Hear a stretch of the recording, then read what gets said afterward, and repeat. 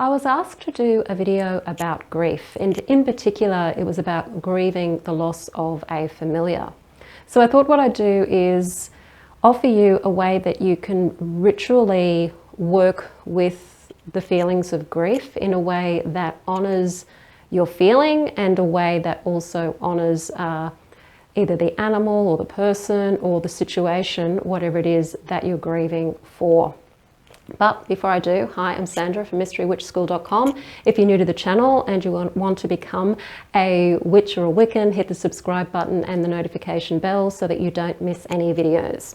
In modern Western culture, grief is something that a lot of people try to avoid because we're not very good at being able to deal with our feelings here in the West. They've sort of like seen as being inconvenient things that we shouldn't feel or that we should try and get over as soon as possible.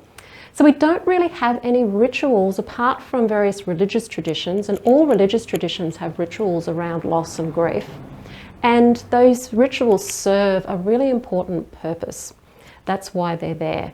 Not only to honor, if it's the case of somebody dying, to honor them and to help them pass over, it's also more than anything, it's to actually help those who are left behind and the grieving to work through the grieving process and actually allow the grieving process to start and happen successfully. So religions have known that, spiritual traditions have known that for a very, very long time. But in secular culture, where there is no spirituality or religion, the grieving process isn't honoured. It's not seen as being something that needs to even be honoured. It's just something they've got to try and get over and deal with.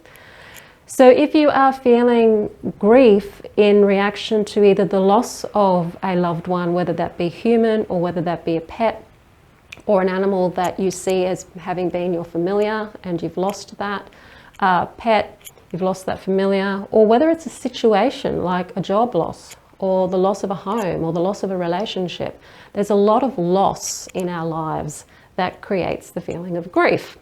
This is for any of those losses. Some of the losses won't take very long to get through, others can take a longer time to work through, but the important thing is to honor how you feel. And this is a really simple ritual that you can do with candles to help you honor that feeling. So grab yourself a black candle. Black is the color of absorption. So as a color, it absorbs light, so it absorbs energy. It's also a very womby color. It's a nurturing color. It's the color of the darkness and nurturing qualities of the soil. It's also the nurturing qualities of the womb. And it's that place that you can go to where you're hidden, which means you're safe, to be able to have that space for yourself, to be able to nurture yourself. So black is a really positive color when you look at it that way. It's not just a color that's associated with, you know, cursing and things like that. It's a very positive color. It's a protective color. It's a nurturing color, and it's a very feminine color for those reasons. So grab yourself a black candle and allow yourself some time, either each day, or you might just want to do this ritual once a week. I would say that at the very beginning, you're probably going to want to do it every day. And just spend some time, as long as you can spend, it just depends on your circumstances, to just be with the candle. So light the candle, hold the candle in the palms of your hand, and just allow yourself to feel the feelings, the sadness, anger, guilt, all of those things associated with grief that we feel and that we go through. Just allow yourself to feel the hurt, the sorrow, the hopelessness, the helplessness, any regrets, all of these feelings that are uncomfortable that we try to run away from. Just allow them to be there.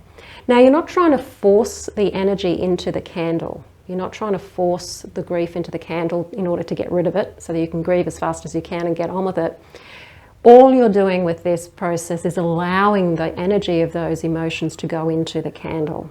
So the candle will absorb a lot of that energy, which is what you're wanting it to do, but you're not wanting to force the absorption. You just want it to allow it to just be there naturally, because you're not trying to force yourself through the process.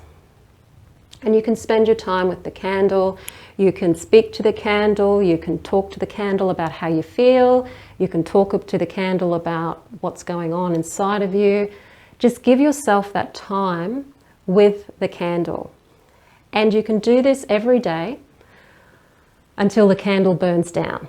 So obviously, if you're down to about here with your candle, you may want to be holding it in a candle holder so that you don't get wax all over yourself. You can pop this on your altar or somewhere and just speak to the candle that way. You don't have to hold it in your hand, but at least to begin with, hold it in your hand and just say, as I hold this candle in my hand, I now allow myself to honor how I feel and honor my grief. And then just allow yourself to feel into the candle.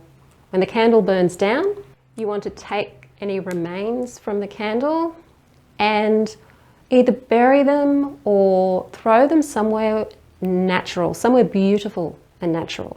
So this is again about honoring these feelings. You're not trying to get rid of anything, you're just trying to honor these feelings that have gone into the candle. So if you can bury it somewhere in a beautiful forest or somewhere in a natural garden somewhere, away from your premises, and also to throw it in a river or the ocean or somewhere to just allow nature then to take care and transform those feelings into something positive. You may find that with some situations you may need more than one candle to move through all of this. It depends on how close you were to the person or animal. If it's a situation, like if it's a job loss, you probably only need one candle. Even if it's a relationship breakup, you would only need maybe one candle or maybe two candles. If it's the death of a loss of a person very, very close to you, then you may find yourself needing to repeat the ritual a few times. So going through a number of candles. In a lot of traditional cultures, people were allowed to grieve for a whole year before it was time for them to get back into the life again. So you'd see widows wearing black for a year if they had a loss of a husband. So it was that time where they could grieve. So give yourself a year if you need to. If it's a big loss, give yourself a year to do the ritual. And then when you've finished with that, and I'm not saying that only takes a year to grieve, and in some circumstances it can take a lot longer than a year, but when it comes to the ritual, give yourself a year at the most.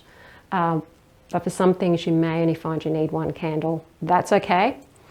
Don't feel guilty about only needing one candle, okay? Then when you finish with the black candle, you're then ready to work with your white candle.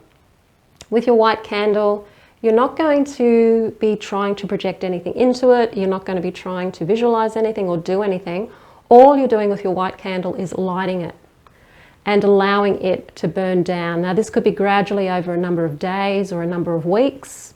So just light the candle, sit with the flame, just looking at the flame, just allowing the candle to burn down a little bit each time. You're not trying to do anything with this, you're just watching the candle burn down. And the energy of the white is very clarifying, it's also very cleansing and purifying. So it's a way of giving you more clarity again and helping you get back into that feeling of direction and clarity and that honoring again of the process of moving back into life and just getting on with life no matter what has gone on before.